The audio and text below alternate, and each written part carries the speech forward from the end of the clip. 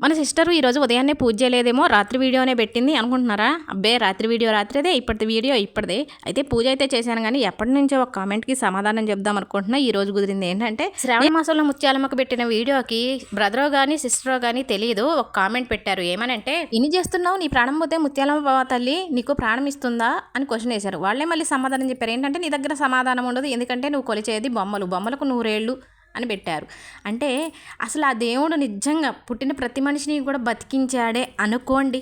నిజంగా తినటానికి తిండి ఉంటుందా? ఉండటానికి చోటు ఉంటుందా? పుట్టేవాళ్ళు పుడతా, చనిపోయేవాళ్ళు చనిపోతుంటేనే జనాభాలు ఎక్కువయ్యి ఉండటానికి ప్లేస్ లేక చెరువులు బూడ్చి, చెట్లు నరికి, కొండ కోనలు తవ్వి మరీ ఇల్లు కట్టుకుంటున్నామే. అలాంటిది పుట్టిన ప్రతి మనిషి కూడా చావు లేకోకుండా ఉంటే మనం ఉండటానికి అసలు ఈ భూమి చాలా మనుషులమైన మనం రేపటి గురించి ఆలోచించి తెలివితేటలతో మసులుకుంటామే. అలాంటిది మనల్ని పుట్టించిన దేవుడికి ఎన్ని తెలివితేటలు ఉండాలా? రేపటి గురించి ఆలోచించి మనుషుల్ని తానే పుట్టిస్తున్నాడు, తానే తీసుకెళ్తున్నాడు.